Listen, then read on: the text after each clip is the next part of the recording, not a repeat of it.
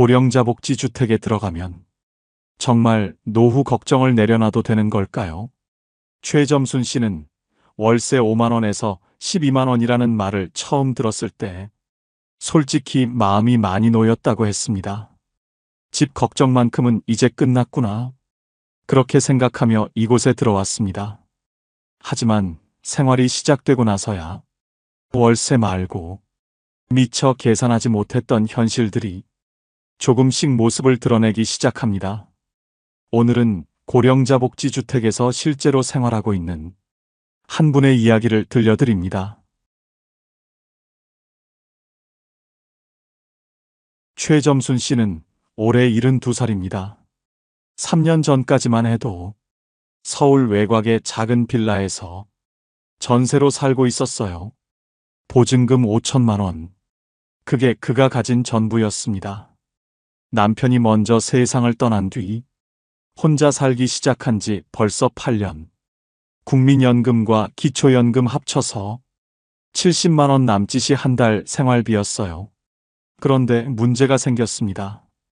집주인이 전세를 월세로 바꾸겠다고 했거든요.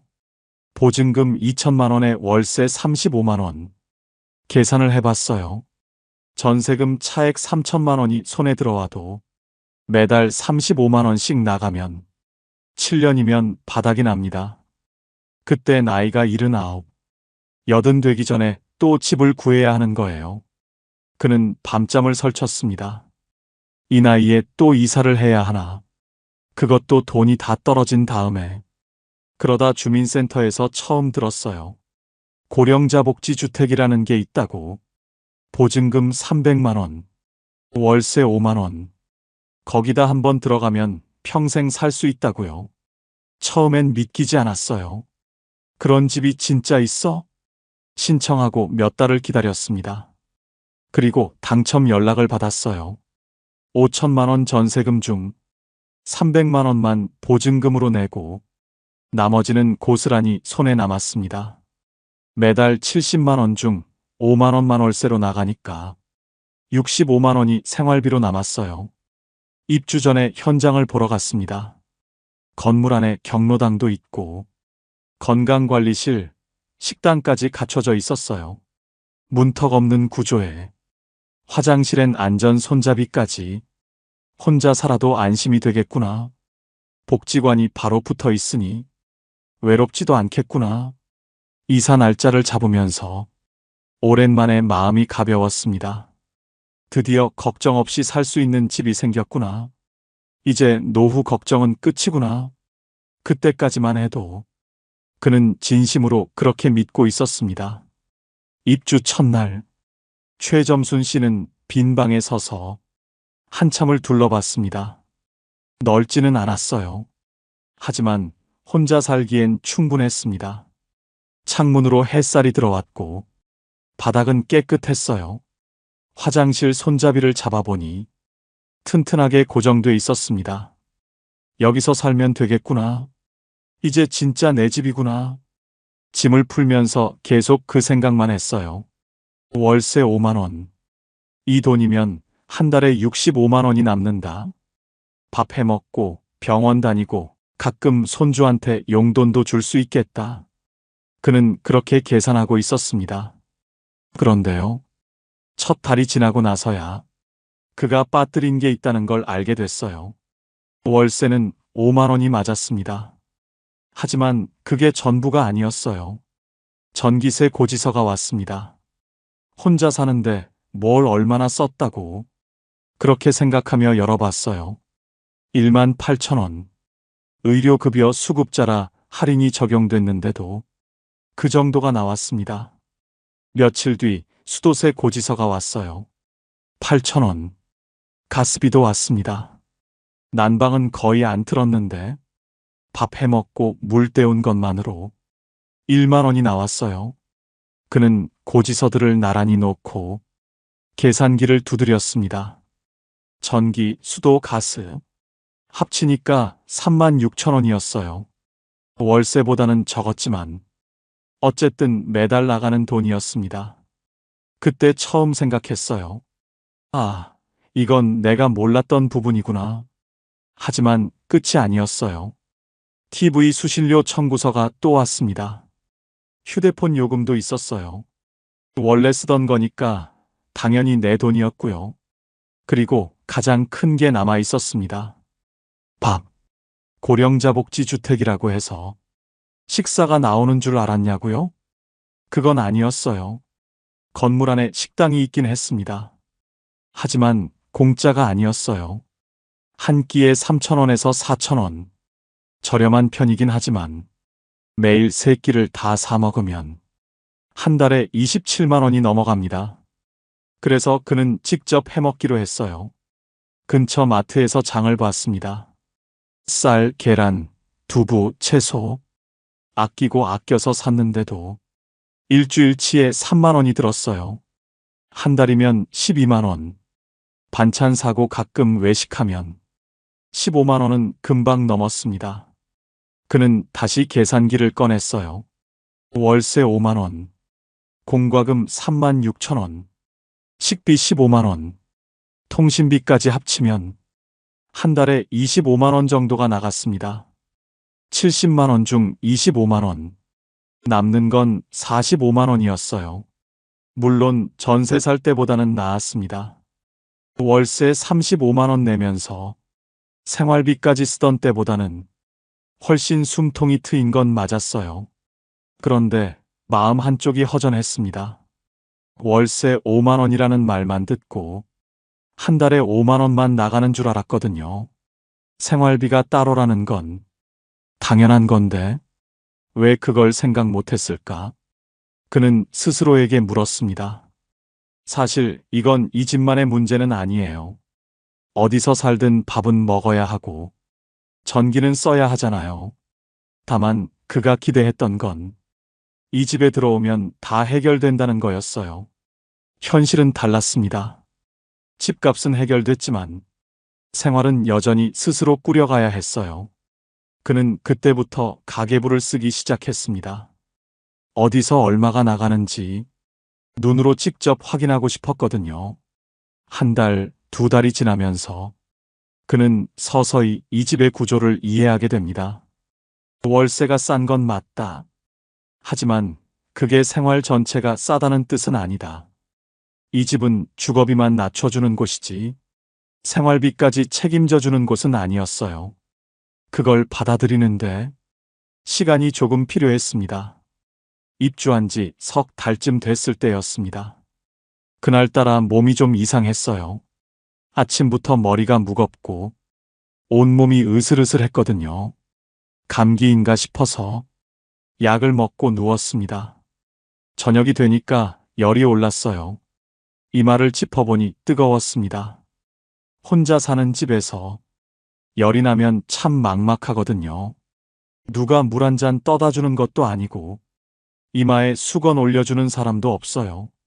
그는 침대에 누운 채 천장만 바라봤습니다. 고령자 복지주택이니까 누군가 와서 도와주지 않을까. 잠깐 그런 생각이 스쳤어요. 하지만 아무도 오지 않았습니다. 당연한 거예요. 이곳은 요양원이 아니거든요. 건물 안에 건강관리실이 있긴 했습니다. 낮 시간에 간호사가 상주하는 곳이에요.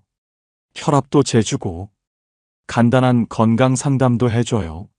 그런데 밤에는 문을 닫습니다. 그가 열이 난 건 저녁 8시쯤이었어요.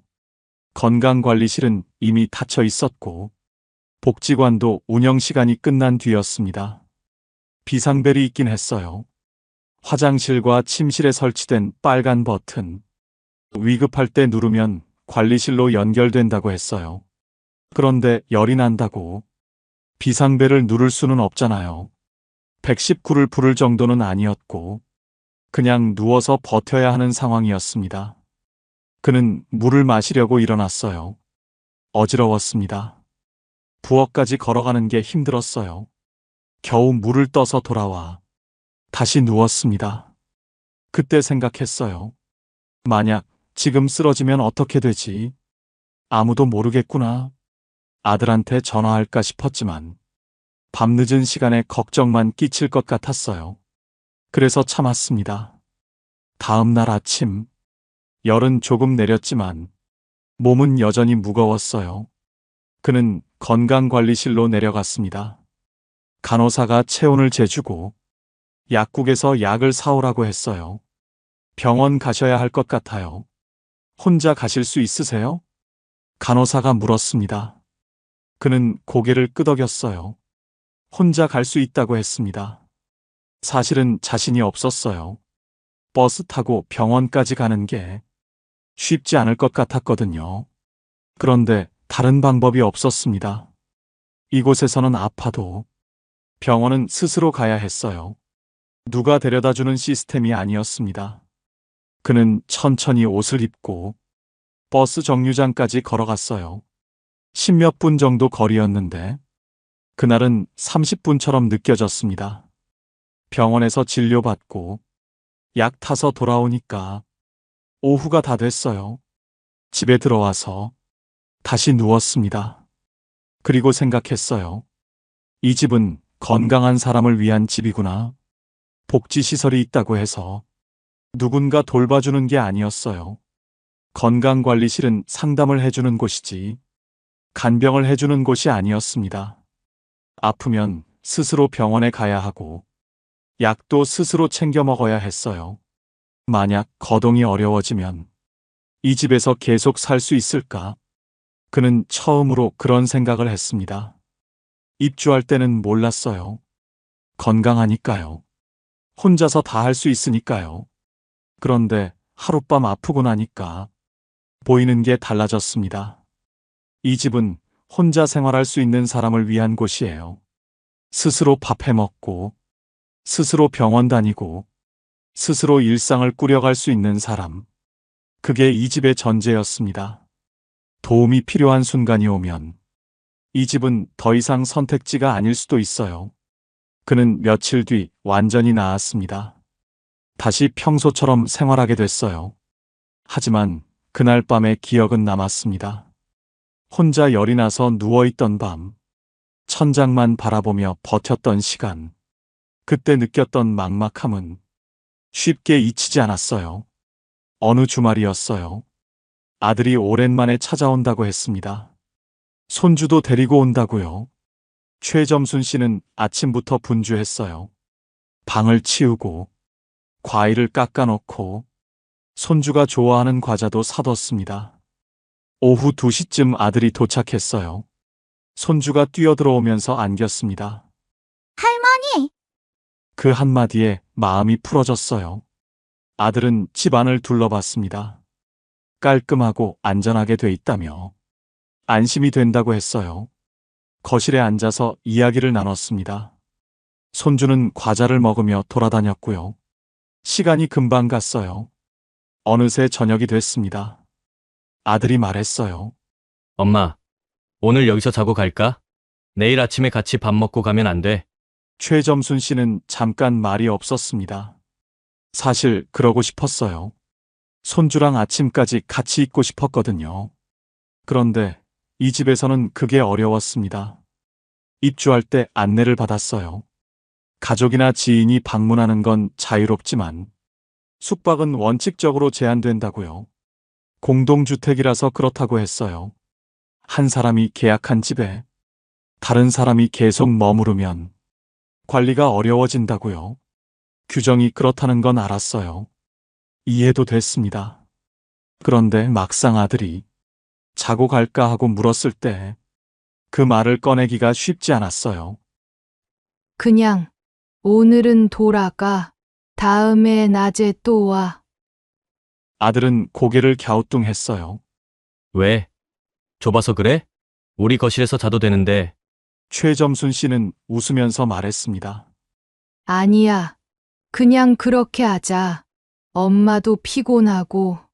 사실대로 말하기가 좀 그랬어요. 이 집에서는 가족도 못 재운다고 하면 아들이 어떻게 생각할까 싶었거든요. 아들은 더 묻지 않았어요. 짐을 챙기고 손주 손을 잡았습니다. 현관에서 인사를 했어요. 손주가 손을 흔들었습니다. 할머니, 다음에 또 올게요. 문이 닫히고 나니까 집이 갑자기 조용해졌어요. 최점순 씨는 거실에 앉아서 한참을 멍하니 있었습니다. 내 집인데, 내 가족인데, 왜 재우면 안 되는 걸까? 머리로는 이해가 됐어요. 공동주택이니까요. 규칙이 있어야 질서가 유지되니까요. 그런데 마음은 달랐습니다. 예전에 살던 집에서는 아들이 오면 당연히 재웠어요. 명절이면 며느리까지 와서 다 같이 북적북적했거든요. 여기서는 그게 안 됐습니다. 물론 절대로 안 된다는 건 아니에요. 사정이 있으면 관리실에 미리 말하고 허락을 받으면 되는 경우도 있다고 들었어요. 그런데 그게 번거롭잖아요. 매번 허락을 받아야 한다는 게요. 내 집인데 눈치를 봐야 하는 느낌. 그게 조금 불편했습니다. 며칠 뒤 아들한테 전화가 왔어요. 엄마, 그날 왜 자고 가지 말라고 했어? 혹시 불편한 거 있어? 최점순 씨는 솔직하게 말했습니다. 여기가 공동주택이라서 가족이 자고 가는 게 좀 그래. 규정이 그렇대. 아들이 잠깐 조용했어요. 그런 거였구나. 몰랐네. 전화를 끊고 나서 최점순 씨는 생각했습니다. 이 집은 내 집이 맞아. 하지만 완전히 자유로운 건 아니구나. 혼자 사는 데는 문제가 없었어요. 조용하고 편했습니다. 그런데 가족이 오면 달랐어요. 예전처럼 마음껏 할 수 없는 부분들이 있었어요. 이 집은 혼자 살기 위한 집이지, 가족과 함께하기 위한 집은 아니었습니다. 그걸 받아들이는데 시간이 조금 필요했어요. 다음에 아들이 오면 낮에 밖에서 밥을 먹자고 해야겠다. 그는 그렇게 마음을 정리했습니다. 최점순 씨는 원래 생선구이를 좋아했어요. 예전 집에서는 일주일에 두세 번은 고등어나 삼치를 구워 먹었거든요. 밥 한 공기에 잘 구운 생선 한 토막. 그게 그에게는 최고의 한 끼였습니다. 이 집에 이사 오고 나서도 처음엔 그렇게 했어요. 어느 날 저녁, 고등어를 사다가 프라이팬에 올렸습니다. 기름이 튀고 고소한 냄새가 퍼졌어요. 맛있게 먹고 설거지를 했습니다. 창문을 열어 환기도 시켰어요. 그런데 다음 날 아침, 복도에서 이웃을 마주쳤습니다. 어제 생선 구우셨어요? 그 말투가 좀 묘했어요. 불편하다는 게 느껴졌거든요. 최점순 씨는 당황했습니다. 네. 고등어 좀 구웠는데요. 이웃이 웃으면서 말했어요. 냄새가 좀 났어요. 복도까지 퍼지더라고요. 다음엔 환기 좀 더 해주세요. 얼굴이 화끈거렸습니다. 내 집에서 내가 밥을 해 먹는데 그게 뭐가 문제가 되나? 속으로는 그런 생각이 들었어요. 그런데 말대꾸를 할 수는 없었습니다. 아, 네. 죄송해요. 다음엔 조심할게요. 집에 들어와서 한참을 앉아 있었어요. 예전 집에서는 그런 소리 들은 적이 없었거든요. 빌라였지만 환기만 잘하면 됐었어요. 여기는 달랐습니다. 복도가 실내로 연결돼 있었고 환기 시스템도 달랐어요.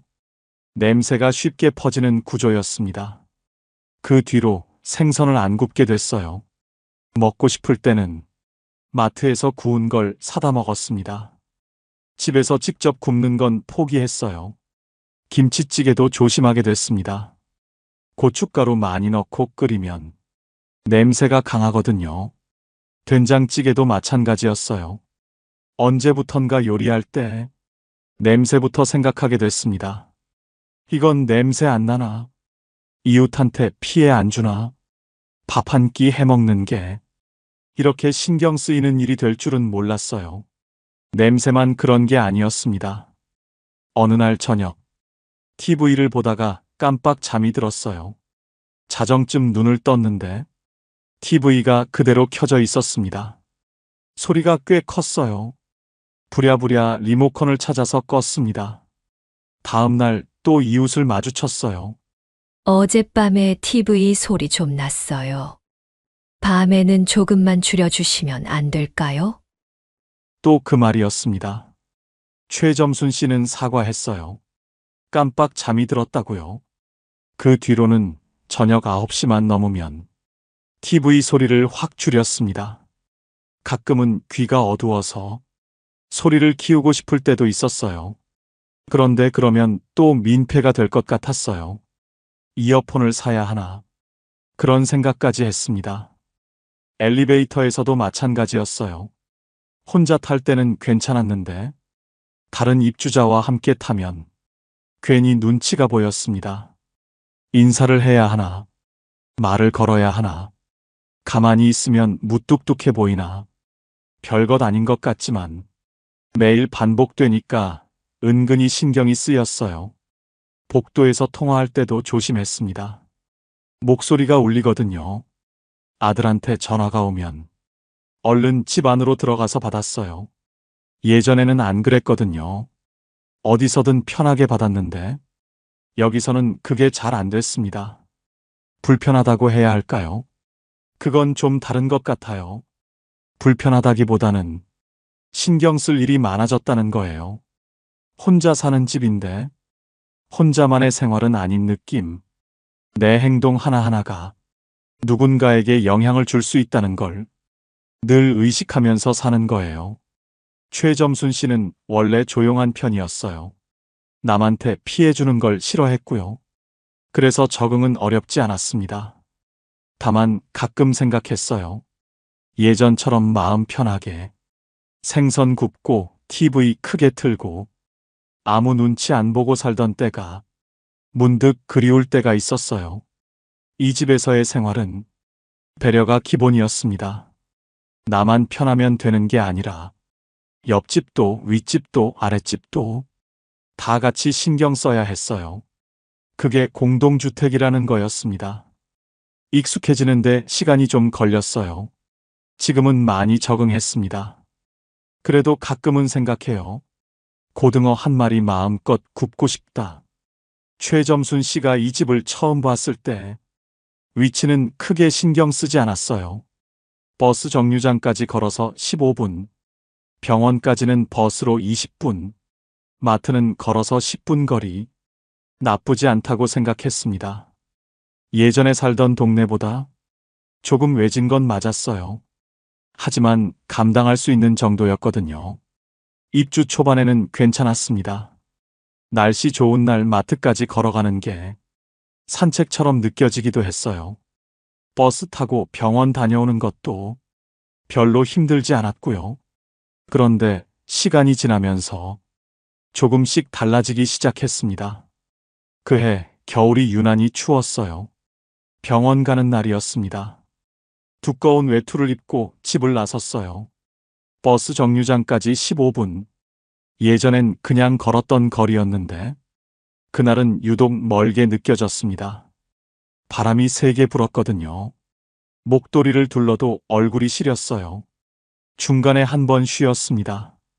아파트 화단 옆 벤치에 잠깐 앉았어요.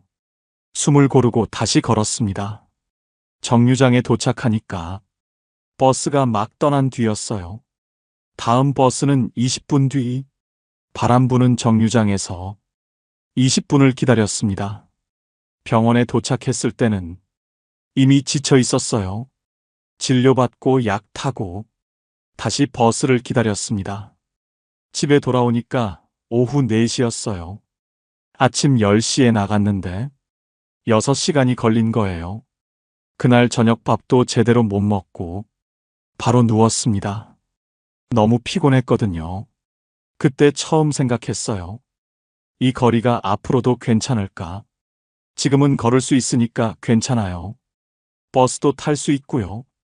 그런데 5년 뒤에는, 10년 뒤에는 다리가 더 약해지면 이 15분이 30분이 될 수도 있어요. 버스 계단 오르는 게 힘들어질 수도 있고요. 병원 한 번 가는 게 하루 일이 될 수도 있겠구나. 그런 생각이 들었습니다. 여름에도 마찬가지였어요. 장을 보러 마트에 갔습니다. 쌀이랑 채소를 좀 샀어요. 짐이 무거웠습니다. 양손에 장바구니를 들고 집까지 걸어왔어요. 10분 거리라고 했는데 그날은 20분이 넘게 걸렸어요. 중간에 2번이나 멈춰서 짐을 내려놓고 쉬었거든요. 땀이 비 오듯이 흘렀습니다. 집에 도착해서 짐을 내려놓고 한참을 헐떡거렸어요. 쌀 한 포대가 이렇게 무거웠나? 예전엔 별것 아니었는데 그때 느꼈습니다. 거리는 그대로인데 내 몸이 달라지고 있구나. 젊었을 때 10분 거리와 70이 넘어서의 10분 거리는 같은 거리가 아니었어요. 택배로 시키면 되지 않냐고요? 맞아요. 요즘은 쌀도 배달이 되고 채소도 주문할 수 있어요. 그런데 최점순 씨 세대는 직접 눈으로 보고 사는 게 익숙했습니다. 싱싱한 건지 확인하고 싶고 만져보고 고르고 싶은 거예요. 그게 습관이었거든요. 물론 조금씩 바꿔가고 있긴 해요. 무거운 건 배달로 시키고 가벼운 것만 직접 사러 가고요. 하지만 그것도 쉽지 않았습니다. 스마트폰으로 주문하는 게 아직 서툴었거든요. 아들한테 물어가면서 겨우 한 번 시켜봤어요. 편하긴 했는데 뭔가 허전했습니다. 장 보러 나가는 게 그냥 물건 사는 일만은 아니거든요. 바깥 공기도 쐬고 사람 구경도 하고 그게 다 일상이었는데요. 집 안에만 있으면 하루가 너무 길었어요. 그래서 힘들어도 나가게 됐습니다. 마트까지 걸어가고 정류장까지 걸어가고요. 다만 예전처럼 가볍게 다녀오는 건 아니었어요. 나갈 때마다 마음의 준비를 했습니다. 오늘 컨디션 괜찮나? 날씨는 어떤가? 짐이 많으면 어떻게 하나? 그런 것들을 미리 생각하고 나서야 문을 열 수 있었어요. 예전 동네는 뭐든 가까웠거든요. 병원도 걸어서 5분, 마트도 바로 앞이었어요. 여기는 달랐습니다. 조용하고 공기 좋은 건 맞았어요. 복지시설도 잘 돼 있었고요.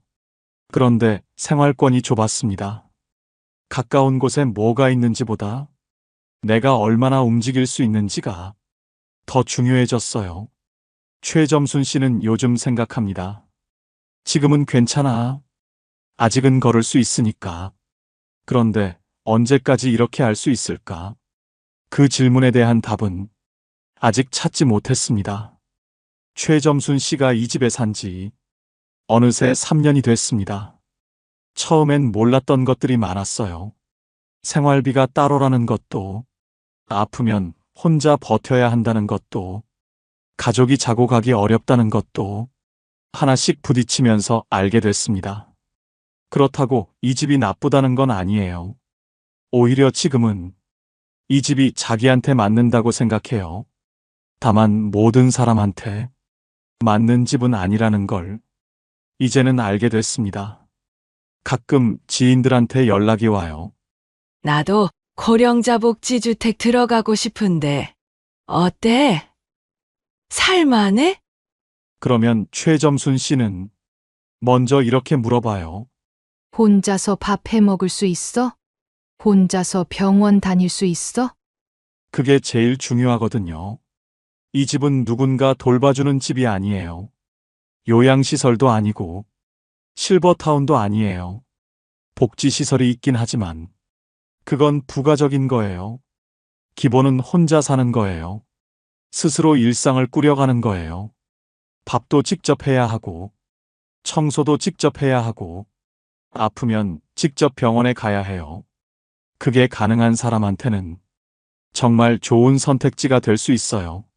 월세가 싸니까 경제적 부담이 확 줄어들거든요. 최점순 씨처럼 국민연금이랑 기초연금으로 70만 원 정도 받는 분들한테는 이 집이 정말 큰 도움이 됩니다. 일반 월세로 35만 원 내면 남는 돈이 거의 없잖아요. 여기선 월세가 5만 원이니까 그 차이가 어마어마한 거예요. 그리고 오래 살 수 있다는 것. 이것도 큰 장점이에요. 계약 갱신하면서 30년, 50년까지 살 수 있거든요. 나이 들어서 집 걱정 안 해도 된다는 게 얼마나 마음 편한 일인지 몰라요. 이사 걱정 없이 죽을 때까지 여기 있을 수 있다는 거. 그게 이 집의 가장 큰 장점이었습니다. 하지만요, 이 집이 안 맞는 사람도 있어요. 최점순 씨가 보기에 이런 분들한테는 좀 어려울 것 같았어요. 첫 번째, 사람 만나는 걸 좋아하는 분. 이 집은 조용해요. 너무 조용해요. 입주민들이 대부분 혼자 사시는 분들이고 다들 조용히 지내거든요. 복도에서 마주쳐도 인사 정도만 하고 지나가요. 함께 어울려서 뭘 하는 분위기는 아니에요. 물론 복지관에서 프로그램이 있긴 해요. 체조도 하고 노래교실도 하고요. 그런데 그것도 본인이 적극적으로 나가야 해요. 가만히 있으면 아무도 안 불러요. 사람들이랑 북적북적하게 지내고 싶은 분은 여기가 좀 심심할 수 있어요. 두 번째, 가족이 자주 오가는 분. 아까 말씀드렸듯이 가족이 방문하는 건 괜찮아요. 하지만 숙박은 어려워요. 명절 때 자녀들이 와서 다 같이 자고 가고 싶은 분들한테는 이 구조가 불편할 수 있어요. 예전처럼 온 가족이 모여서 북적이는 명절은 여기선 기대하기 어렵거든요. 세 번째, 건강이 많이 안 좋으신 분, 혼자 거동하기 힘들거나 누군가 도움이 필요한 분은 이 집이 맞지 않아요. 여기는 돌봄 서비스가 없거든요. 건강관리실에서 상담은 해주지만 매일 챙겨주는 건 아니에요. 거동이 불편해지면 다른 선택지를 찾아야 해요. 요양시설이나 돌봄 서비스가 있는 곳으로요. 최점순 씨는 그래서 요즘 건강관리에 더 신경을 씁니다. 여기서 오래 살려면 내가 건강해야 하거든요. 아침마다 복지관에서 하는 체조에 나가고 일주일에 2번은 산책을 해요. 다리 힘이 빠지면 이 집에서 못 살게 될 수도 있으니까요. 그게 이 집의 조건이에요. 스스로 생활할 수 있는 동안은 최고의 선택이 될 수 있어요. 하지만 그게 어려워지면 다른 준비를 해야 해요. 최점순 씨는 지금 그 두 가지를 다 생각하고 있습니다. 지금 여기서 잘 사는 것, 그리고 나중을 위한 준비. 이 집은 영원한 답이 아니라 지금의 답이라는 걸 그는 알고 있었어요. 최점순 씨는 요즘 가끔 이런 생각을 해요. 입주 전에 이걸 알았더라면 마음의 준비가 달랐을 텐데. 그래서 혹시 고령자 복지주택을 고민하고 계신 분들이 있다면 몇 가지 이야기를 드리고 싶다고 했어요.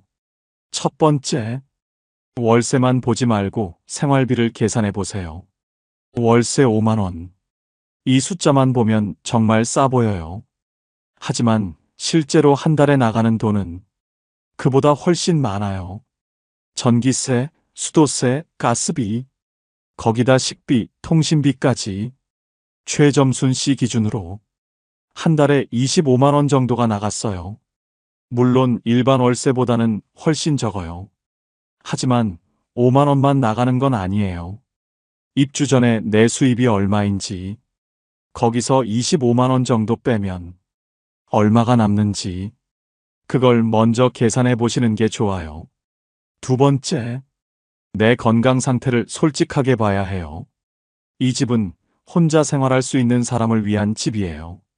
밥을 직접 해 먹을 수 있는지, 버스 타고 병원에 갈 수 있는지, 계단 오르내리는 게 힘들지 않은지, 지금 당장은 괜찮더라도 1년 뒤, 3년 뒤를 생각해 보세요. 건강이 나빠지면 이 집에서 계속 살기 어려울 수 있어요. 그때를 위한 플랜 B도 미리 생각해 두는 게 좋습니다. 세 번째, 위치를 직접 가보세요. 고령자 복지주택은 도심보다 외곽에 있는 경우가 많아요. 공고문에 나온 주소만 보지 말고 직접 가보시는 걸 추천해요. 버스 정류장까지 얼마나 걸리는지, 병원은 어디에 있는지, 마트는 가까운지, 지도로 보는 것과 직접 걸어보는 건 달라요. 특히 날씨 안 좋은 날, 그 거리를 걸을 수 있을지 상상해 보시는 게 좋아요. 최점순 씨는 그걸 안 했거든요. 입주하고 나서야 거리가 부담이 된다는 걸 알았어요. 네 번째, 공동생활에 대해 생각해 보세요. 이 집은 내 집이지만 완전히 자유로운 공간은 아니에요. 냄새 나는 음식 조심해야 하고, 밤에 소리 크게 내면 안 되고, 가족이 자고 가기도 어려워요. 혼자 조용히 사는 게 편한 분한테는 아무 문제 없어요. 하지만 예전처럼 내 집에서 마음대로 하고 싶은 분한테는 스트레스가 될 수 있어요. 나는 어떤 생활을 원하는지, 이 집의 규칙을 받아들일 수 있는지, 그것도 미리 생각해 보시면 좋겠어요. 다섯 번째, 기대를 조금 낮추세요. 고령자 복지주택이라는 이름이 주는 느낌이 있어요. 복지주택, 고령자를 위한, 그래서 뭔가 다 해결될 것 같은 기대가 생겨요. 하지만 이 집은 주거비를 낮춰주는 집이지 생활 전체를 책임져주는 집은 아니에요. 들어오면 끝이 아니라 들어와서도 스스로 꾸려가야 해요. 그 마음의 준비가 있어야 입주하고 나서 실망하지 않아요. 최점순 씨는 처음에 그걸 몰랐어요. 월세 5만 원이라는 말에 모든 걱정이 끝날 줄 알았거든요. 막상 살아보니까 끝난 게 아니라 시작이었어요. 새로운 환경에 적응하고, 새로운 규칙을 배우고, 새로운 불편함과 타협하고, 그게 이 집에서의 생활이었습니다. 그래도 최점순 씨는 말해요. 후회하지 않는다고. 월세 35만 원 내면서 불안하게 살던 때보다 지금이 훨씬 낫다고. 다만 알고 들어오는 것과 모르고 들어오는 건 다르다고. 그래서 이 이야기를 하고 싶었다고요. 오늘 이야기를 정리해 볼게요.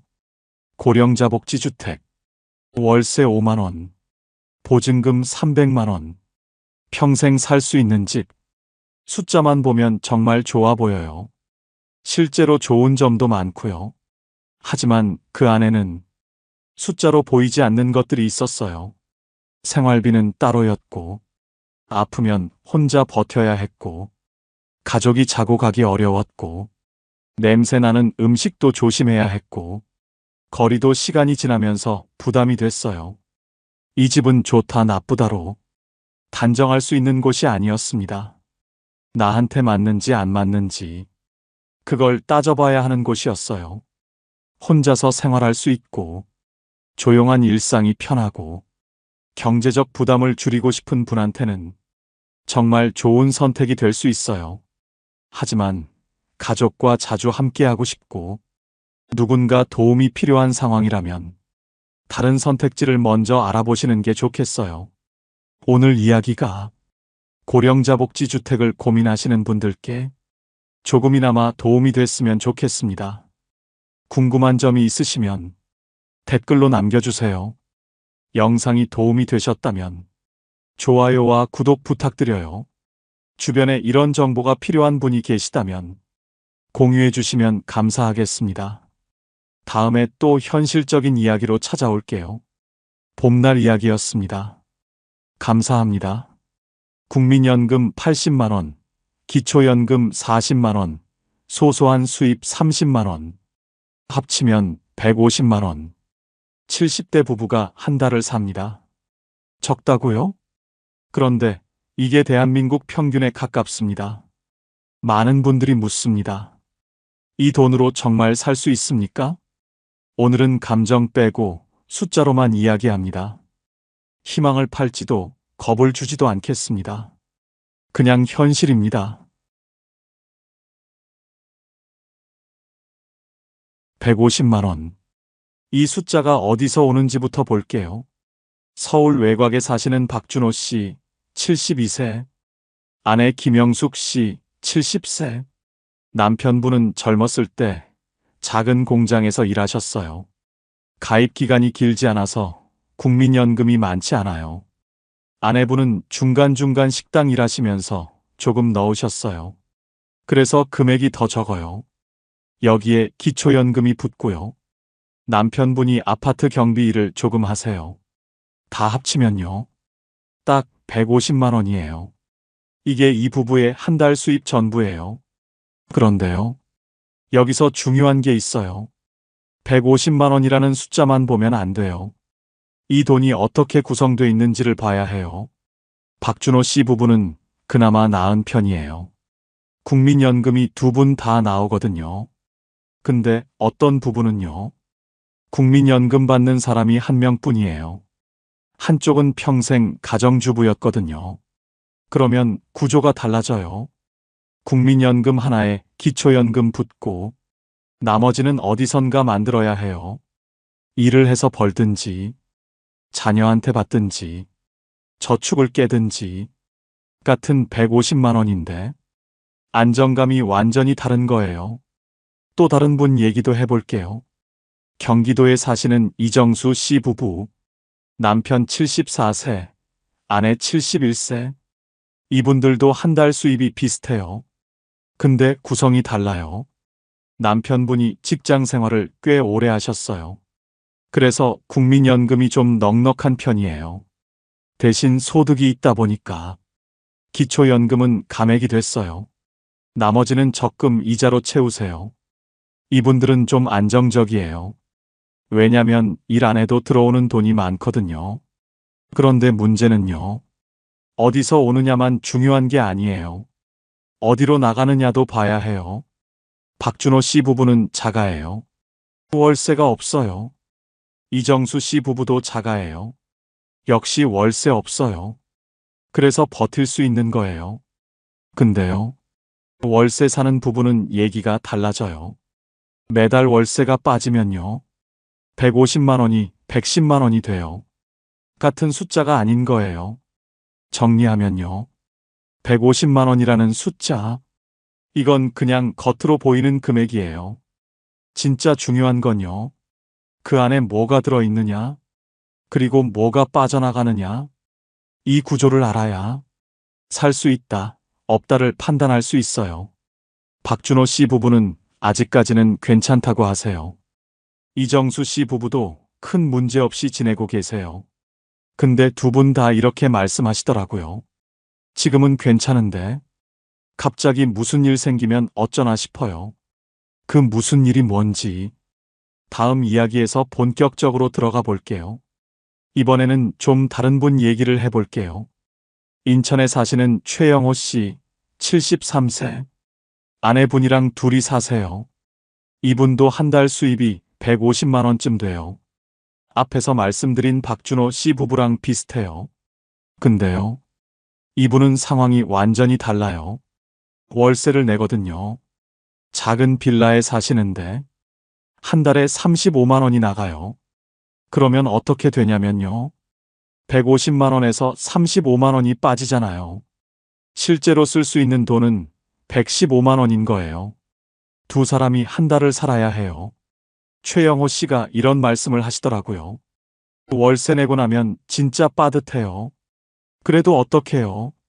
갈 데가 없는데. 원래는 집이 있으셨대요. 작은 아파트요. 근데 몇 년 전에 파셨어요. 아들이 사업한다고 해서 도와줬거든요. 그때는 나중에 갚는다고 했대요. 근데 사업이 안 됐어요. 지금은 그 돈 받을 수가 없어요.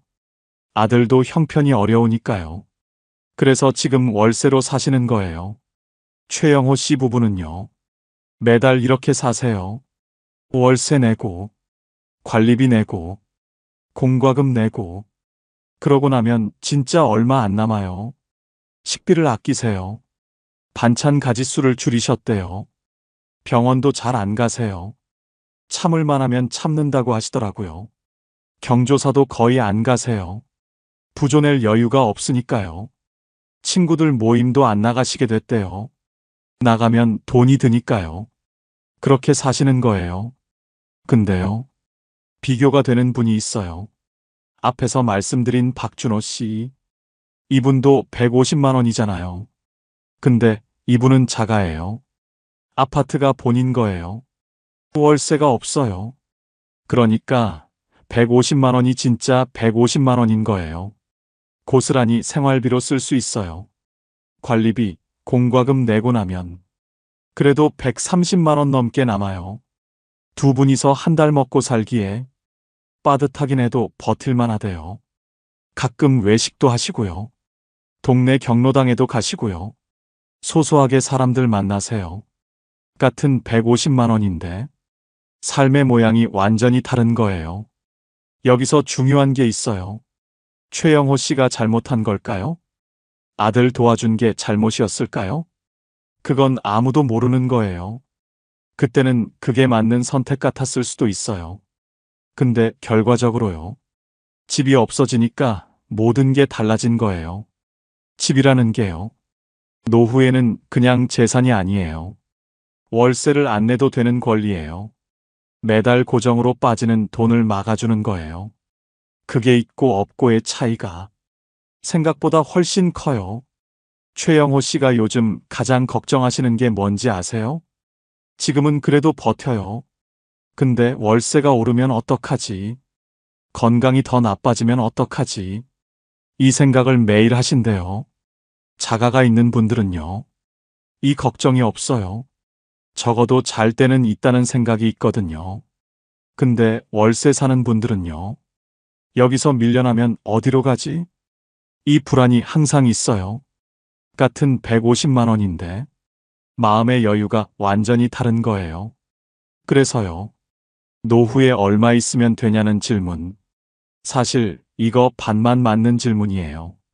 집이 있느냐 없느냐? 이걸 먼저 봐야 해요. 집이 있으면 150만 원으로 버틸 수 있어요. 집이 없으면 150만 원으로 버티기 힘들어요. 이게 현실이에요. 이번엔 식비 얘기를 해볼게요. 노후 준비하시는 분들 중에 이렇게 생각하시는 분 많아요. 나이 들면 많이 안 먹잖아. 식비는 줄겠지.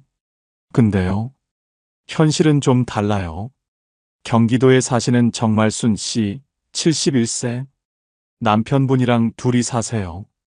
이분이 한 달 생활비 정리를 해보셨대요. 제일 많이 나가는 게 뭔지 궁금해서요. 결과가 어땠냐면요. 식비가 제일 많았대요. 진짜 충격이었어요. 우리가 뭘 그렇게 먹는다고.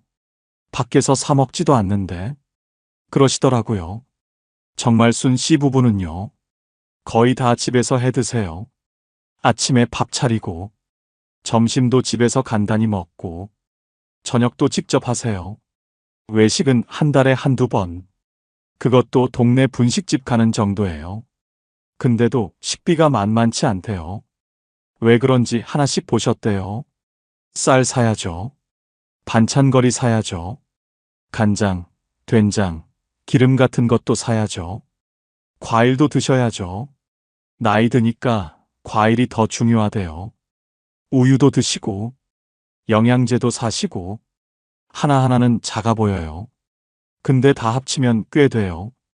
정말순 씨가 이런 말씀을 하시더라고요. 젊었을 때는 아무거나 먹어도 됐어요. 라면 끓여 먹어도 되고, 대충 때워도 됐어요. 근데 지금은 그렇게 못 먹어요. 속이 안 받아요. 몸이 힘들어해요. 그러시더라고요. 나이 들수록 오히려 신경 써서 드셔야 해요. 부드러운 거, 소화 잘 되는 거, 영양 있는 거. 그러다 보면 싼 걸로만 못 사게 돼요. 여기서 중요한 게 있어요. 식비를 너무 아끼면요. 다른 데서 돈이 나가요. 어디서 나가냐면요. 병원에서 나가요. 정말순 씨 이웃에 사시는 분이 있대요. 혼자 사시는 할머니. 그분이 식비를 엄청 아끼셨대요. 반찬도 대충 드시고, 고기나 생선은 거의 안 드시고, 돈 아껴야지 하면서요. 근데 어느 날 쓰러지셨대요. 영양 부족이었대요. 병원에 입원하셨어요. 검사하고 치료받고. 그 비용이 얼마였게요? 몇 달 아낀 식비보다 훨씬 많이 나갔대요. 정말순 씨가 그걸 보시고 생각이 바뀌셨대요.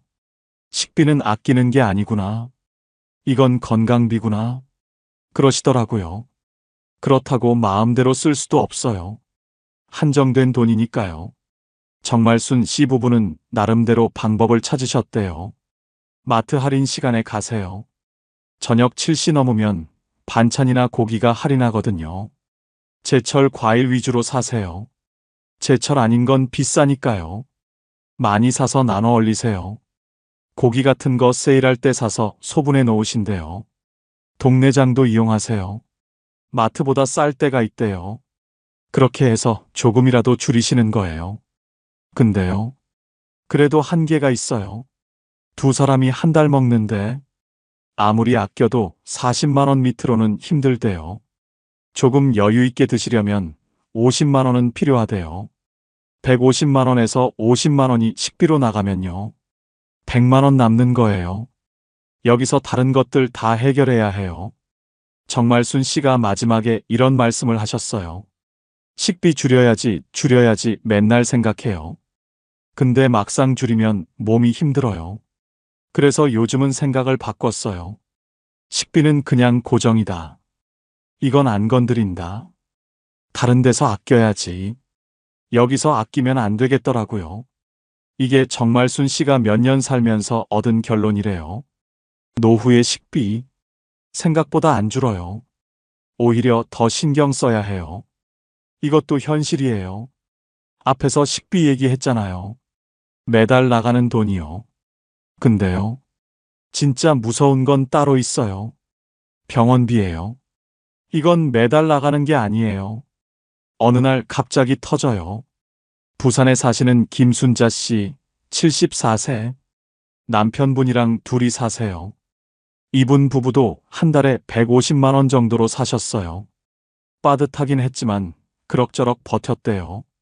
근데 작년에 일이 생겼어요. 남편분이 쓰러지셨거든요. 뇌경색이었어요. 김순자 씨가 그날을 아직도 생생하게 기억하신대요. 아침에 일어나는데 말을 이상하게 하시더라고요. 얼굴도 좀 이상하고. 그래서 바로 119 불렀어요. 다행히 빨리 병원에 갔대요. 골든타임 안에 치료를 받으셨대요. 근데요. 문제는 그 다음이었어요. 입원을 하셨어요. 2주 정도요. 퇴원하고 나서도 재활을 해야 했어요. 팔다리가 좀 불편해지셨거든요. 재활병원에 한 달 계셨어요. 그러고 나서도 통원 치료를 하셨어요. 몇 달 동안이요. 그동안 돈이 얼마나 나갔는지 아세요? 김순자 씨가 나중에 계산해 보셨대요. 본인 부담금만요. 몇백만 원이 나갔대요. 진짜 하늘이 무너지는 줄 알았어요. 김순자 씨가 그러시더라고요. 우리 돈이 그렇게 없는 줄 몰랐어요. 비상금이라고 조금 모아뒀는데 그게 순식간에 없어졌어요. 보험이 있긴 했대요. 근데 다 되는 게 아니더래요. 입원비는 일부 나왔대요. 근데 재활병원은 안 되는 게 많았대요. MRI 찍고 검사하고 이런 거 하나하나가 다 돈이래요. 간병비도 있었어요. 김순자 씨 혼자서 간병을 다 못하시니까요. 간병인 쓴 날도 있었대요. 그것도 다 본인 돈이에요. 남편분은 지금 많이 좋아지셨대요. 일상생활은 하실 수 있대요. 근데 완전히 예전 같지는 않으시대요. 약을 계속 드셔야 해요. 정기적으로 검사도 받으셔야 해요. 그래서 지금도 매달 병원비가 나가요. 예전에는 병원비가 거의 없었는데 지금은 고정 지출이 됐어요. 150만 원에서 병원비 빼면 생활비가 더 쪼그라든 거예요. 여기서 중요한 게 있어요. 김순자 씨 부부한테 이런 일이 왜 생겼을까요? 운이 나빠서? 그건 아니에요. 70대가 되면요. 이런 일이 생길 확률이 높아져요. 뇌경색, 심장 문제, 암, 낙상사고. 젊을 때는 남의 일 같잖아요. 근데 70대가 되면 내 일이 돼요. 김순자 씨도 그러셨대요. 우리 남편이 건강했어요. 매일 산책도 하시고, 술, 담배도 안 하시고, 그래도 이렇게 됐어요. 건강한 사람도 갑자기 아파요. 그래서요. 150만 원으로 살 수 있느냐? 이 질문에 대한 답이요. 병원비가 안 터지면 살 수 있어요. 병원비가 터지면 흔들려요. 근데 70대가 되면요. 병원비가 안 터진다는 보장이 없어요. 그래서 비상금이 중요한 거예요. 매달 생활비 말고 따로 있어야 하는 돈이요. 김순자 씨가 요즘 주변 분들한테 이런 말씀 하신대요. 제발 비상금 만들어 놔라. 나도 있긴 있었는데 모자랐다. 더 많이 있었으면 덜 힘들었을 거다. 그러시면 다들 이렇게 대답하신대요. 그걸 누가 몰라. 근데 그 돈이 어디 있어? 맞아요. 다들 아세요. 근데 없어요. 그게 현실이에요. 김순자 씨 부부는 지금도 150만 원으로 사세요. 근데 예전이랑 완전히 달라졌어요. 남편분 약값 나가고 병원 다니시는 것도 있고 더 아끼면서 사세요. 외출도 줄이셨대요. 요즘은 그냥 집에 있어요. 나가면 돈 드니까 산책 정도만 해요. 그러시더라고요. 병원비. 이게 노후의 가장 큰 변수예요. 매달 나가는 돈은 계산이 돼요. 근데 병원비는 계산이 안 돼요. 언제 터질지 모르고 얼마가 나갈지도 몰라요. 150만 원으로 버틸 수 있는 부부도요. 병원비 한 번 터지면 흔들려요. 그래서 버틸 수 있다고 쉽게 말하기 어려운 거예요. 이게 진짜 현실이에요. 이번엔 좀 다른 얘기를 해볼게요. 식비는 조금이라도 줄일 수 있어요. 싼 거 사면 되니까요. 병원비는 안 아프면 안 나가요. 운이 좋으면요. 근데요. 절대 안 줄어드는 돈이 있어요. 고정 지출이에요. 대전에 사시는 이복순 씨, 72세. 남편분이랑 오래된 아파트에 사세요. 자가예요. 월세는 안 내세요. 그러면 좀 여유 있으시겠네요. 이렇게 생각하실 수도 있어요. 근데요. 이분이 한숨을 쉬시더라고요. 월세는 없는데 매달 빠지는 돈이 장난이 아니에요. 그러시더라고요. 이복순 씨가 하나씩 말씀해 주셨어요. 일단 관리비가 있어요.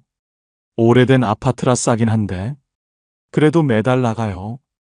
여름에 에어컨 틀면 더 나가고 겨울에 난방하면 더 나가요. 그 다음에 전기세, 수도세, 가스비. 이건 기본이에요. 안 쓸 수가 없잖아요. 밥 해 먹으려면 가스 써야죠. 빨래하려면 물 써야죠. 냉장고는 24시간 돌아가죠. 이것도 매달 나가요. 그 다음에 통신비가 있어요. 이복순 씨 부부는 휴대폰이 2대예요. 요즘 휴대폰 없이 못 살잖아요. 병원 예약도 카톡으로 하고, 자녀들 연락도 카톡으로 하고, 은행 일도 앱으로 해야 하고, 그러니까 없앨 수가 없어요. 인터넷도 있어요. TV도 봐야 하니까요. 두 분 다 집에 계시는 시간이 많거든요. TV가 유일한 낙이래요. 이것도 매달 나가요. 그리고요. 보험료가 있어요. 이복순 씨가 이 얘기할 때 좀 복잡해 하시더라고요. 보험을 들어놨는데 이게 매달 빠지거든요. 끊자니 아깝고 내자니 부담되고 젊었을 때 들어놓은 보험이 있대요. 암보험, 실비보험 이런 거요. 근데 나이 드니까 보험료가 올랐대요. 실비보험은 해마다 오르거든요. 그렇다고 끊을 수가 없대요. 이 나이에 새로 들 수도 없고 아프면 보험이 있어야 그나마 덜 부담되니까요. 그래서 이 돈도 어쩔 수 없이 매달 나가요. 이복순 씨가 이런 말씀을 하셨어요. 젊었을 때는 이런 거 신경 안 썼어요. 월급에서 빠지니까 모르고 살았어요. 근데 지금은 150만 원 들어오면 이것저것 빠지고 나면 진짜 얼마 안 남아요. 크게 쓴 것도 없는데 돈이 없어요. 그러시더라고요. 이게 고정 지출의 무서운 점이에요. 하나하나는 작아 보여요. 관리비 얼마, 전기세 얼마, 휴대폰비 얼마. 근데 다 합치면요. 꽤 큰 돈이 돼요. 그리고 이건 절대 안 줄어요. 줄이려고 해도 한계가 있어요. 에어컨 안 틀면 여름에 쓰러져요. 난방 안 하면 겨울에 병나요. 휴대폰 없애면 세상이랑 단절돼요. 그러니까 어쩔 수 없이 내야 하는 돈이에요. 이복순 씨 부부는요, 나름대로 줄이려고 노력하셨대요. 휴대폰 요금제 제일 싼 걸로 바꾸셨대요. 인터넷이랑 TV 묶어서 할인받으셨대요. 전기도 아끼려고 안 쓰는 방 불은 꺼놓으시고, 대기 전력 아끼려고 플러그도 뽑아 놓으신대요. 근데요, 그렇게 해도 크게 안 줄어요. 몇천 원 아끼자고 너무 불편하게 살더라고요. 그래서 그냥 포기했어요. 이 정도는 그냥 나간다고 생각해요. 그러시더라고요. 여기서 중요한 게 있어요. 150만 원이 들어오면요, 이 고정 지출이 먼저 빠져요. 그러고 나서 남는 돈으로 살아야 해요. 식비 쓰고, 병원비 쓰고, 경조사비 쓰고. 근데 고정 지출이 많으면요, 남는 돈이 적어지잖아요. 그래서 더 빠듯해지는 거예요. 이복순 씨가 마지막에 이런 말씀을 하셨어요. 사람들이 그래요. 집 있으면 됐지 뭘 걱정하냐고. 근데 집 있어도 나가는 돈이 있어요. 관리비, 공과금, 보험료. 이게 매달 어김없이 나가요. 집 있으면 다 해결되는 줄 알았는데 아니더라고요. 이것도 현실이에요. 고정 지출은 안 줄어요. 줄이고 싶어도 못 줄여요. 이걸 알고 계셔야 해요. 챕터 6 사람을 만나면 돈은 더 든다. 약 2100자. 여기까지 듣고 이렇게 생각하실 수도 있어요. 그러면 그냥 집에만 있으면 되지. 안 나가면 돈 안 쓰잖아. 맞아요. 안 나가면 돈 덜 써요. 근데요, 그렇게 살 수 있을까요? 광주에 사시는 박영자 씨, 73세. 남편분이랑 둘이 사세요. 이분이 한때 그렇게 사셨대요. 돈 아끼려고 밖에 안 나가셨대요. 박영자 씨 부부도 한 달 수입이 빠듯하셨대요. 그래서 아끼려고 하셨어요. 경조사를 안 가셨대요. 부조 내기가 부담되니까요. 친구들 모임도 빠지셨대요. 나가면 밥값이라도 내야 하니까요. 동창회도 안 가셨대요. 회비 내야 하고, 거기서 또 밥 먹고, 이것저것 돈이 드니까요. 우리는 형편이 안 돼서 그렇게 말씀하시고 안 나가셨대요. 처음엔 괜찮았대요. 돈이 좀 아껴지더래요. 한 달, 두 달. 확실히 덜 나갔대요. 근데요, 시간이 지나니까 이상해지더래요. 연락이 안 오기 시작했대요. 처음엔 바쁜가 보다 했대요. 근데 계속 안 오더래요. 박영자 씨가 나중에 안 사실인데요. 모임이 있었대요. 근데 연락을 안 한 거예요. 걔는 맨날 안 온다고 하니까 이제 안 부른 거야. 나중에 들었대요. 박영자 씨가 그때 많이 서운하셨대요. 내가 뭘 잘못한 것도 아닌데, 돈이 없어서 못 간 건데, 그렇다고 사람들이 나를 빼버리더라고요. 그러시더라고요. 근데요, 사실 그분들 입장도 이해가 되긴 해요. 모임에 맨날 안 나오는 사람, 경조사에 맨날 안 오는 사람, 연락도 잘 안 되는 사람. 그러면 점점 멀어지게 되는 거예요. 일부러 뺀 게 아니라 자연스럽게요. 박영자 씨 남편분도 비슷하셨대요. 산악회가 있었대요.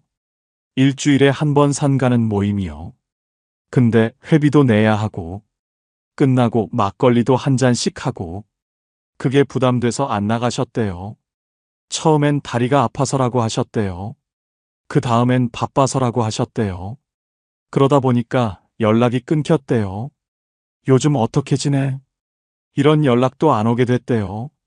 그렇게 1년쯤 지났대요. 박영자 씨 부부가 느낀 게 있대요. 돈은 좀 아꼈어요. 근데 삶이 너무 쪼그라들었어요. 그러시더라고요. 갈 데가 없대요. 만날 사람이 없대요. 하루가 너무 길대요. 아침에 일어나서 밥 먹고, TV 보고, 점심 먹고, 또 TV 보고, 저녁 먹고, 자고. 그게 하루래요. 우리가 왜 사나 싶더라고요. 박영자 씨가 그렇게 말씀하시더라고요. 그래서 다시 나가기 시작하셨대요. 돈이 좀 들어도 사람을 만나야겠다. 이렇게 살면 안 되겠다. 그렇게 생각하셨대요. 경조사도 다시 가시기 시작했대요. 부조는 적게 내시더라도 얼굴은 비추시래요. 친구들 모임도 가끔 나가세요. 매번은 못 가도 두세 달에 한 번은 가세요. 남편분도 산악회 다시 나가세요. 회비가 부담되면 막걸리 자리는 빠지시고 산만 같이 가세요. 그랬더니 달라지더래요. 돈은 좀 더 나가요. 근데 마음이 달라요. 만날 사람이 있으니까. 기다려지는 날이 있으니까. 그게 얼마나 중요한지 몰랐어요. 박영자 씨가 그러시더라고요. 여기서 중요한 게 있어요. 사람을 만나면 돈이 들어요. 이건 사실이에요. 근데 사람을 안 만나면요. 삶이 너무 좁아져요. 노후에 돈만 중요한 게 아니에요. 사람도 중요해요. 완전히 끊으면 안 돼요. 적당히 유지하는 게 필요해요. 그 적당히가 쉽지 않은 거예요. 돈이 빠듯하면요. 150만 원으로 사는 분들이 힘든 이유 중 하나가 이거예요. 생존은 되는데 삶이 좁아져요. 이것도 현실이에요. 여기까지 여러분들 이야기를 들어봤어요. 다들 비슷한 돈으로 살고 계세요. 한 달에 150만 원 안팎이요. 근데요. 상황이 다 달랐어요. 어떤 분은 그럭저럭 괜찮다고 하시고, 어떤 분은 너무 힘들다고 하시고, 어떤 분은 지금은 버티는데 불안하다고 하세요. 같은 돈인데 왜 이렇게 다를까요? 공통점을 한번 정리해 봤어요. 괜찮다고 하시는 분들, 이분들한테는 세 가지가 있었어요. 첫 번째, 집이 있어요. 월세가 없어요. 그러니까 150만 원이 진짜 150만 원인 거예요. 매달 30만 원, 40만 원씩 빠지는 게 없어요. 이게 생각보다 커요. 최영호 씨 부부 기억나시죠? 월세 내시는 분이요. 이분은 150만 원 받아도 115만 원으로 사셔야 했어요. 집이 없으니까요. 두 번째, 큰 병이 없어요. 병원비가 안 터졌어요. 아직까지는요. 김순자 씨 부부 기억나시죠? 남편분이 뇌경색 오신 분이요. 이분은 병원비 한 번 터지니까 다 흔들렸어요. 비상금도 다 썼고, 지금도 매달 병원비가 나가요. 병이 없으면 150만 원으로 버텨요. 병이 오면 150만 원으로 안 돼요. 세 번째, 비상금이 따로 있어요. 매달 쓰는 돈 말고 따로 모아둔 돈이 있어요. 이게 왜 중요하냐면요. 노후에는 예상 못한 일이 생겨요. 갑자기 아프거나, 집 수리해야 하거나, 자녀한테 급하게 돈 줘야 하거나, 이럴 때 비상금이 있으면 버텨요. 없으면 무너져요. 괜찮다고 하시는 분들은요. 지금 당장 쓸 돈 말고 혹시 모를 돈이 따로 있었어요. 정리하면요. 150만 원으로 살 수 있는 조건, 이 세 가지가 다 있어야 해요. 집이 있고, 큰 병이 없고, 비상금이 따로 있고, 이 세 가지 중에 하나라도 없으면요. 150만 원으로 살기 힘들어져요. 근데요. 여기서 냉정한 얘기를 하나 할게요. 이 세 가지 다 갖추기가 쉽지 않아요. 집이 있는 분은 그래도 많으세요. 평생 일해서 집 한 채 마련하신 분들이요. 근데 큰 병이 없을 수 있을까요? 70대가 되면 어디 하나씩 아프기 시작해요. 지금 괜찮아도 언제 어떻게 될지 몰라요. 비상금은요? 은퇴하고 나면 돈이 안 들어오잖아요. 모아둔 거 쓰면서 사는 건데 비상금까지 넉넉히 있는 분이 얼마나 될까요? 그래서 150만 원으로 살 수 있다고 쉽게 말하기 어려운 거예요. 오늘 만나본 분들 중에요. 세 가지 다 갖춘 분이 계셨어요. 박준호 씨 부부요. 집도 있고, 지금은 건강하시고, 조금이지만 비상금도 있으시대요. 그래서 지금은 괜찮다고 하세요.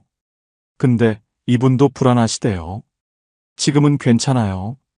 근데 앞으로가 걱정이에요. 우리 중에 누가 아프면 어떡하나? 비상금이 바닥나면 어떡하나? 그러시더라고요. 그게 현실이에요. 150만 원으로 살 수 있는 조건은 분명히 있어요. 근데 그 조건이 언제까지 유지될지는 몰라요. 지금 집이 있어도 나중에 병원비 때문에 팔아야 할 수도 있어요. 지금 건강해도 내년에 어떻게 될지 몰라요. 지금 비상금이 있어도 한번 큰일 나면 다 없어질 수 있어요. 그래서 노후가 불안한 거예요. 지금이 아니라 앞으로가 불안한 거예요. 그러면 어떻게 해야 할까요? 방법이 없는 걸까요? 여기까지 듣고 이런 생각 드실 수 있어요. 그래서 어쩌라는 거야? 70대 되면 다 힘들다는 거잖아. 맞아요. 현실이 쉽지 않아요. 근데요, 방법이 아예 없는 건 아니에요. 중요한 건요, 지금 뭘 하느냐예요. 70대가 돼서 수입을 늘리긴 어려워요. 갑자기 연금이 많아지진 않거든요. 일을 더 하기도 쉽지 않고요. 근데요, 구조를 바꾸는 건 가능해요. 앞에서 말씀드렸잖아요. 같은 150만 원인데 결과가 다르다고요. 그 차이가 뭐였냐면요, 구조였어요. 집이 있느냐, 병원비에 대비가 돼 있느냐, 비상금이 있느냐, 이걸 지금부터 준비하는 거예요. 첫 번째, 집을 지키세요. 자가가 있으신 분들, 웬만하면 파시면 안 돼요. 자녀한테 도와달라고 해도, 사업 미천 대달라고 해도 신중하셔야 해요. 앞에서 최영호 씨 얘기했잖아요. 아들 사업 도와주려고 집 파셨다가 지금 월세로 사시는 분이요. 그분이 뭐라고 하셨냐면요, 그때는 아들이 잘 되면 나도 좋을 줄 알았어요. 근데 지금 생각하면 집을 지켰어야 했어요. 그러시더라고요. 노후의 집은요, 그냥 재산이 아니에요. 매달 월세 안 내도 되는 권리예요. 이걸 지키셔야 해요. 두 번째, 비상금을 따로 만들어 두세요. 매달 쓰는 돈 말고요. 손 안 대는 돈이 있어야 해요. 얼마가 적당하냐고요? 정답은 없어요. 상황마다 다르니까요. 근데 기준을 하나 드리면요, 최소 6개월치 생활비, 이 정도는 있어야 해요. 150만 원으로 사시는 분이면 적어도 1천만 원 정도는 따로 있어야 뭔가 터졌을 때 버틸 수 있어요. 그 돈이 어디 있어? 이렇게 생각하실 수 있어요. 근데요, 지금부터라도 조금씩 모으시는 거예요. 한 달에 5만 원이라도요. 1년이면 60만 원이에요. 없는 것보다 나아요. 세 번째, 건강을 챙기세요. 이게 제일 중요해요. 사실 돈보다 중요해요. 병원비가 왜 무섭냐면요, 예측이 안 되기 때문이에요. 언제 터질지 모르고 얼마가 나갈지도 몰라요. 근데요, 완전히 막을 수는 없어도 줄일 수는 있어요. 정기 검진 받으세요. 조기에 발견하면 치료비가 적어요. 운동하세요. 매일 30분만 걸으셔도 달라요. 식사 잘 챙기세요. 앞에서 정말순 씨가 뭐라고 하셨죠? 식비는 건강비다. 그 말이 맞아요. 네 번째, 사람을 끊지 마세요. 돈 아끼려고 집에만 계시면 안 돼요. 박영자 씨 기억나시죠? 사람 안 만나니까 삶이 쪼그라들었다고 하신 분이요. 노후에 사람이 없으면요, 정보도 없어져요. 이런 지원금 나왔대. 저기 병원 좋대. 이거 신청하면 돈 나온대. 이런 정보가 다 사람한테서 와요. 그리고요, 힘들 때 기댈 때도 없어져요. 사람을 만나는데 돈이 좀 들어도 이건 아깝지 않은 돈이에요. 마지막으로요, 받을 수 있는 건 다 받으세요. 기초연금 받고 계시죠? 혹시 못 받고 계신 분 있으시면 주민센터 가서 꼭 확인해 보세요. 그 외에도 지원금이 많아요. 난방비 지원, 통신비 감면, 의료비 지원, 이런 거 모르고 안 받으시는 분들 많거든요. 나는 해당 안 되겠지, 이렇게 생각하지 마시고 일단 물어보세요. 주민센터 가시면 다 알려줘요. 지역마다 다르니까 직접 확인하시는 게 좋아요. 정리하면요, 70대가 돼서 돈을 갑자기 늘리긴 어려워요. 근데 구조를 바꾸는 건 가능해요. 집을 지키고, 비상금을 만들고, 건강을 챙기고, 사람을 끊지 않고, 받을 수 있는 건 다 받고, 이렇게 하면요. 같은 150만 원이라도 버틸 수 있는 힘이 달라져요.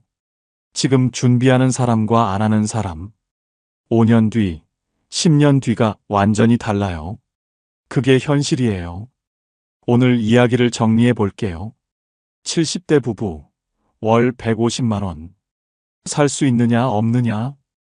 이 질문에 대한 답은요. 그때그때 다르다예요. 집이 있으면 버텨요.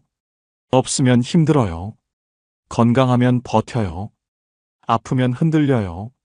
비상금이 있으면 버텨요. 없으면 무너져요. 같은 150만 원인데 상황에 따라 결과가 완전히 달라요. 오늘 만나본 분들 다들 열심히 사셨어요. 젊을 때 일하고 가족 챙기고 나름대로 준비도 하셨어요. 근데 노후가 되니까 생각보다 빠듯하더래요. 예상 못한 일도 생기고 계획대로 안 되는 것도 많고 그래도요. 다들 버티고 계세요. 하루하루 살아가고 계세요. 이것만 기억하세요. 노후는 매달이 아니에요. 한 번의 변수에서 결정돼요. 갑자기 아플 때, 갑자기 목돈이 필요할 때, 그때 버틸 수 있느냐 없느냐, 그게 노후의 질을 결정해요. 그래서 지금 준비하셔야 해요. 지금이 제일 빠르거든요. 오늘 이야기가 도움이 되셨다면요. 주변에 비슷한 고민하시는 분께 공유해 주세요. 혼자 걱정하시는 분들 많거든요. 나만 이런가 하시는 분들이요. 아니에요. 다들 비슷해요. 그래서 같이 알고 같이 준비하면 좋겠어요. 다음에도 현실적인 이야기로 찾아올게요. 끝까지 들어주셔서 감사합니다.